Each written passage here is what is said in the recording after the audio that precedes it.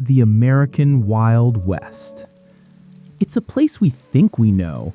Sun-bleached deserts, wide-open skies, lone riders cutting across the plains.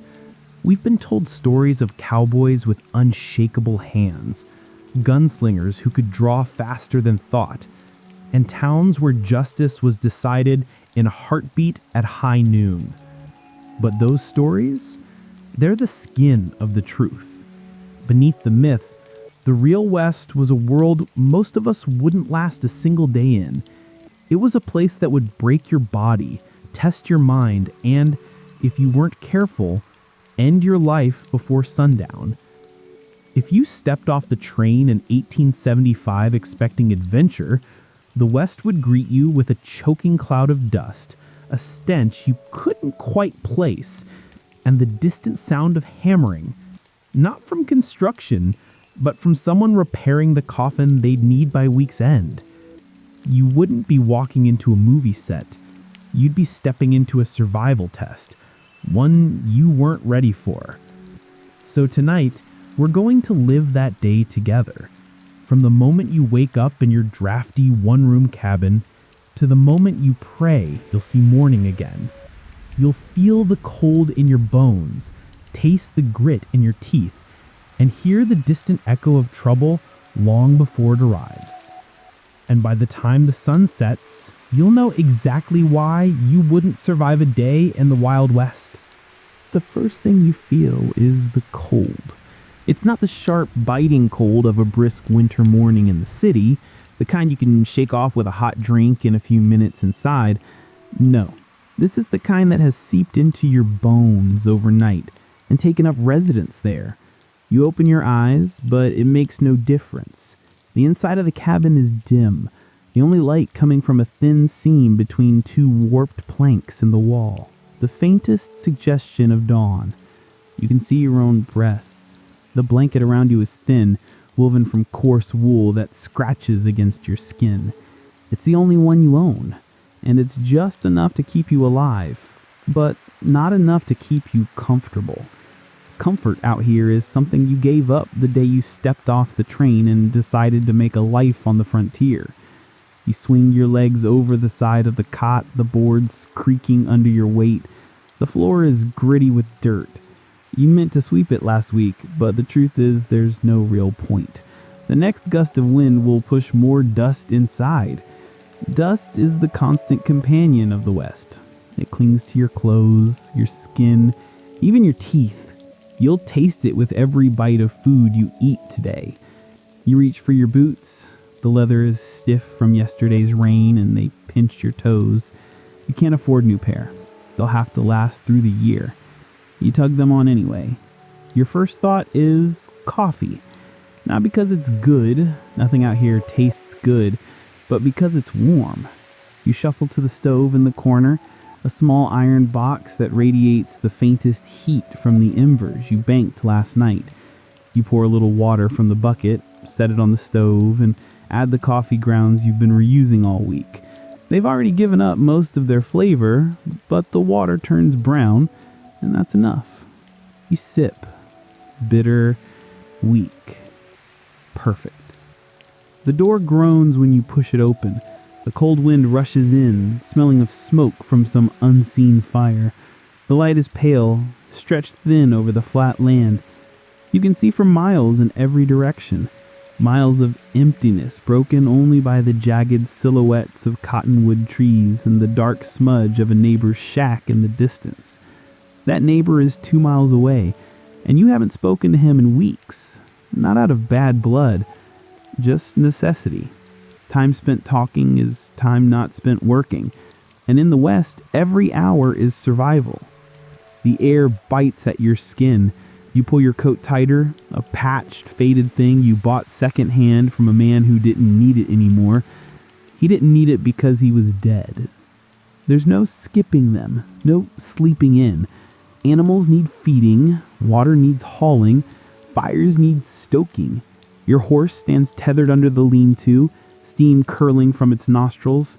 It's a stubborn beast, half wild, with ribs showing through its hide. But out here, a horse is the closest thing you have to a partner. Without it, you'd be trapped within walking distance of this cabin. And walking distance in the West is a small world indeed. You check the chicken coop next. 2 eggs today. That's a blessing. Most mornings you find none, and you've been toying with the idea of selling the hens before winter, but then you think about the days when even 1 egg could mean the difference between hunger and a full belly. The water pump stands 20 yards from the cabin. The handle is icy in your grip, and it groans like an old man when you push it down. The first gush of water is brown, always is, but it clears after a moment. You fill your bucket, careful not to spill any. Spilled water means another trip to the pump, and every trip costs time and heat from your body. The eggs go into the pan, sizzling faintly over the stove's heat. You cut a piece of bread from a stale loaf, its crust so hard you have to press with all your strength. You smear it with lard instead of butter. Butter is a luxury for townsfolk, not for people like you. As you eat, you listen. Not for anything in particular, but for anything unusual. Out here, silence is the rule. If you hear something, distant hoof packs, a rifle shot, even the sound of a wagon, it could mean trouble. Today, it's just the wind. It spills through the cracks in the cabin wall, painting thin golden lines across the floor. It makes the dust in the air glow. You step outside again, pulling your hat low against the glare. You take a moment to scan the horizon, not just for beauty, but for safety. It's a habit now. You check for movement, for riders, for anything that doesn't belong. Because in the West, danger doesn't knock. It rides in fast and uninvited. A few posts have leaned or snapped under the weight of the last storm. Without a proper fence, cattle wander. And if they wander too far, they're gone for good. The work is slow. You drive posts into the hard ground, tie them with wire that cuts into your gloves, and tamp the soil back into place. You pause only to drink from a canteen that tastes faintly of rust. While you work, you think about the people who came west chasing something. Gold, land, a second chance. You wonder how many of them found it. The truth you've learned is that most didn't. Most found exactly what you have. Endless work, scarce food, and the quiet knowledge that the land doesn't care if you live or die. Your hands are sore, your back aches. You've been awake for only 2 hours, and already you've burned through more energy than some folks back east spend an entire day. By 8 o'clock, the sun is already higher than you'd like. Out here, the light is relentless. There are no tall buildings or forests to soften it. The sky is an endless dome, and the land offers little shade. The wind has shifted since dawn. Now it carries with it the smell of something sharp, a dead animal maybe, or the sour tang of smoke from a neighbor's chimney. You can't see the source, but that's the way of the West. You often smell trouble long before you spot it. The fence you've been mending still has 2 posts leaning at awkward angles. Your gloves are already worn thin and the wire bites into your palms. You stop to wipe the sweat from your forehead, surprised to find it's there. The day has only just begun, but the sun is already making its presence known. Your hat shades your eyes, but it also traps heat. There's no winning. Out here, everything you do to solve one problem seems to make another worse. You glance toward your cattle. 2 are grazing close to the fence, but 1 is further out, nose to the ground, searching for something worth eating in the brittle grass. You make a mental note to bring them in closer to the water trough. You've seen what happens when animals wander too far. Wolves, coyotes, and worse still, thieves. Cattle rustlers don't always work under cover of night. Some are bold enough to ride in broad daylight, grab what they want, and vanish before anyone can respond. Out here, the law might be a 2-day ride away, and that's if you're lucky. Your mind drifts to town. You're low on flour and nails. The road there is a narrow ribbon of dirt, cut with wagon ruts so deep they'll swallow a wheel if you're not careful. You think about making the trip later in the week, but every trip is a gamble. Sometimes you ride all that way only to find the general store has nothing you need. Sometimes you come back with less than you left with, if the wrong man decides your goods should be his. By mid-morning, your stomach reminds you that breakfast was small. You heat water over the stove, pour in the last of your beans, and let them simmer while you check the tools in your shed. The shed is little more than 4 walls and a roof of mismatched boards, but it keeps most of the rain out. Inside, you take stock: a hammer with a loose head, a spade with a cracked handle, and a coil of rope frayed almost to uselessness. Everything is one good day away from breaking, and in the West, broken tools can be as dangerous as broken bones. When the beans are ready, you eat them straight from the pan. They're plain, no seasoning, but they keep your hands busy and your mind moving. Out here, eating isn't about pleasure, it's about survival. You wash the pan in a bucket of cold water, the grit in the bottom rasping against the metal. There's no soap, just a quick rinse to keep the worst of the dirt away. You'll be using that pan again soon enough. A flicker of movement on the horizon catches your eye. A rider, far away, just a dark speck against the pale land. You stop what you're doing, watching. It could be nothing, just someone passing through, but it could be someone looking for trouble. You keep watching until the figure veers away, disappearing behind a low hill. That's the way it is here. You're never sure if the person you meet will be a friend, a traitor, or the last face you see. Before the sun gets too high, you haul more water. The pump handle is slick with dew, and you can feel the muscles in your arms strain with each pull. The water that comes out is icy, refreshing for a moment, until you remember how much of your day will be spent hauling, heating, and rationing it. Water is life here. A broken pump or a dried-up well is the kind of problem that can end you in a matter of days. By now, the temperature is climbing. The wind that was cold at dawn is now just enough to lift the sweat from your skin. The air is dry, and your lips crack when you smile. Not that there's much to smile about. You think again of the stories back east, the ones about wide-open opportunities and a land of plenty. You wonder if the people telling those stories have ever even been west of the Mississippi. It's not even noon yet, and already the day has taken more from you than you expected to give. Your shirt clings to your back, your hands ache from the fence work, and the list of chores in your head is still longer than the road to town. But you push forward, because here, stopping is the first step towards losing everything. The morning is almost gone. Soon the real heat will settle in, and with it the dangers that don't hide in the dark, the ones that walk right up to you in the broad light of day. By noon, the land feels like it's holding its breath. The sun stands high, the sky a pale, washed-out blue that offers no mercy. Every shadow has shrunk to a thin black line beneath whatever cast it. There is no real shade here, not unless you've built it yourself. The nearest tree is half a mile away, more twisted bone than leaf. Even your horse looks smaller, head down, conserving energy in the heat. The ground radiates warmth like an open stove. Every step kicks up dust, which clings to your skin and teeth. You've long stopped trying to keep clean. In the West, you save water for drinking, not for washing away the land itself.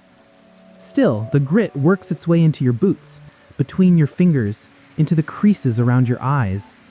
You wonder if there's a man alive here who doesn't taste dirt every time he swallows. From the ridge, you spot movement again, this time more than one rider. The sun behind them turns them into silhouettes. You pause. Could be neighbors, could be strangers, could be trouble. In the east, a knock on the door might bring a neighbor with sugar to lend. Here, an unannounced visitor might be a man with a gun in one hand and a demand in the other. By early afternoon, you make the ride into town. The road is rough, but the real danger lies at the end of it. Towns here aren't like the clean, orderly streets in storybooks.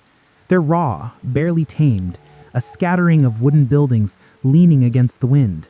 The street in between more mud than dirt after last week's rain. You tie your horse to the post outside the general store, eyes scanning every open doorway. You never know who's watching you. You step inside the saloon, not for whiskey, but for information.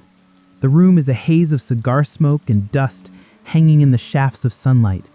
Men lean over tables, playing cards, voices low, eyes sharper than the knives on their belts.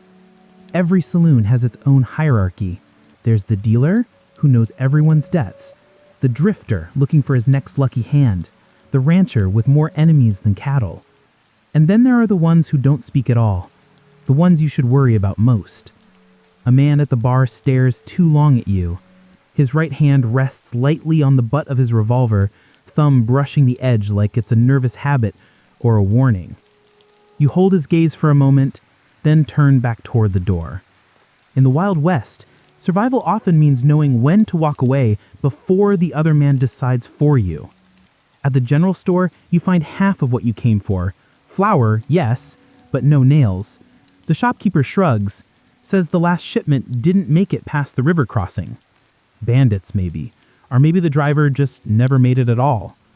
You hand over coins, aware of how light your pocket feels afterwards. Out here, money is heavy when you have it, and dangerous when others know you do. The ride back takes you past a neighboring ranch. You see their hands moving cattle toward the far field, dust rising behind the herd. It reminds you that here, livestock isn't just wealth, it's survival. Lose too many and you're ruined, which is why men have killed over a single cow and will again. As the afternoon wears on, clouds begin to build in the distance. In the west, a storm can be both a blessing and a curse. Rain for your crops, lightning for your barn. You quicken your pace, hoping to be home before the sky decides which it will be. Back at your homestead, you turn to the endless list of chores.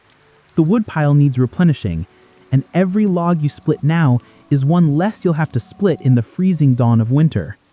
The work is repetitive, but it keeps you sharp. In the West, idleness is as dangerous as thirst. Before you put the tools away, you scan the tree line again. Out here, vigilance is not paranoia, it's the thin line between you and whatever's waiting just beyond sight. The horizon is empty. You know better than to trust it. The sun will soon begin its slow descent, but the dangers of the West don't fade with the light. If anything, they grow sharper.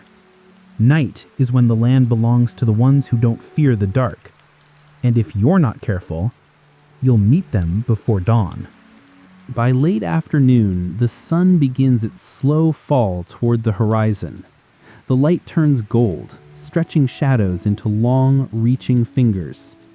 You'd think that would mean relief from the heat, but the air still clings to you, heavy and warm. Out here, sunset isn't just pretty, it's a deadline. You move quickly through the last of your chores, checking the gates, bringing tools inside, and locking away anything that might tempt a passing thief. In the Wild West, the day's work never ends. It only changes shape when the sun goes down. Inside, you light the lanterns one by one. The flicker of flame pushes back the shadows, but only just. Every glow you create also marks your presence. You're never sure if you're lighting the room for yourself or for someone watching from the dark. Through the window, movement catches your eye. A single rider, just a silhouette against the dying light. They don't come closer, but they don't turn away either. They just sit there, horse shifting beneath them, until the last edge of sunlight slips away. When they're gone, you don't feel safer. You feel noticed. Dinner is a simple affair. Beans, bread, maybe a strip of salted pork if you're lucky. There's no such thing as gourmet out here. Food is fuel, and every bite is a piece of your dwindling stores. You eat with your ears as much as your mouth, listening for the creak of a gate or the snap of a twig. In town, the saloons come alive at this hour. Laughter, curses, and the occasional crash of a glass cut through the night. Money changes hands over cards and dice faster than it ever does in the bank. For some, the darkness brings opportunity. For others, it's just another way to lose everything before morning. One bad card can empty your pockets. One bad look can empty your life. Gunfights don't happen at high noon as often as the legends claim. Most happen after whiskey, when the lamps are low and tempers run hot. The streets between buildings are darker than you'd expect, swallowing sound and sight.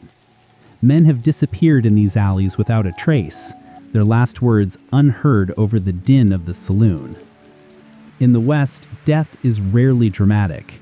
It's quick, quiet, and often forgotten by sunrise. Back at home, you lay your revolver within arm's reach before you blow out the lantern. Not because you expect trouble, but because you know it can arrive without warning. Some nights, the wind carries voices you can't place. Other nights, it's just the sound of the house settling. Out here, the difference between the two can be the last thing you ever fail to notice. You hear it. Faint, deliberate footsteps on the porch. You hold your breath. The boards creak once. Twice. Then nothing.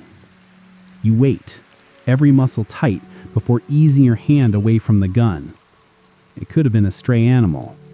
Could have been the wind. But you'll never really know. The moon hangs low and full, silvering the land. It makes the plains look almost peaceful, but you've lived here long enough to know better. Night doesn't make the West safer. It just changes the kind of danger that's out there. Coyotes cry in the distance, and something bigger moves in the brush beyond. You pull the blanket tighter and hope morning comes without incident. The West never sleeps. While you rest, others ride, and sometimes they ride toward you. Dawn will bring its own set of challenges, but the night still has hours left to test your luck. Midnight. The land is silver and still, but the stillness is a lie. This is when the West truly belongs to predators, both four-legged and two-legged. You sleep lightly, one ear tuned to every sound outside your door. Your lantern's been out for hours, yet the night feels brighter than you'd like. The moon reflects off the pale dust and sand, and even the shadows seem alive. Every so often you think you hear a faint horse snort in the distance. Out here, that's never a comforting sound. The dangers at night aren't always human. Rattlesnakes hunt when the air cools, slipping silently through the grass. One careless step on the porch could send venom rushing through your veins before you even find your boots. Coyotes circle at the edge of your property. Their yips and howls are almost playful until you remember they're testing for weakness, the same way an outlaw might. And then you see it. Not an animal, something taller. A shadow that doesn't belong. You freeze, watching through the gap in the curtain. It lingers, moves, stops. You can't see the face, but you know it's watching back. Your hand goes to the revolver beside your bed. You don't call out. You don't light a lantern. Out here, the first one to speak often gives the other the chance to shoot first. The clouds roll in, and the moon disappears. Darkness falls like a curtain, and you can't see the shadow anymore. That doesn't mean it's gone. Minutes feel like hours. The only sound is the creak of the windmill turning in the breeze. When you finally hear the rooster, it's not relief you feel. It's a strange mix of exhaustion and dread. Dawn means you made it through another night, but dawn also means it's time to step outside and see if anything or anyone is waiting. In the fresh light, you notice them, hoofprints that weren't there yesterday. They stop just short of the porch and turn back. Whoever was here didn't come to talk. They came to look.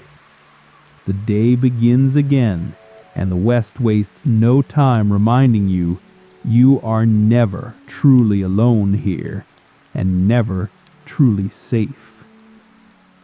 You've survived one day in the Wild West, if you can call this surviving, but tomorrow will be the same. The dust, the danger, the work that leaves your hands bleeding before breakfast, and tomorrow night, well, tomorrow night might be the one you don't wake from. This is why you wouldn't last a day here, And even if you did, the West has a way of making sure you don't last many more. And so we come to the end of our journey through the great Wild West, a land of hardship and hope, of danger and dreams, where legends were born and history was made. We walked together through the pages of this past of our dreams. This has been our story of the American Wild West. Until we meet again on the trail, sleep well, good night.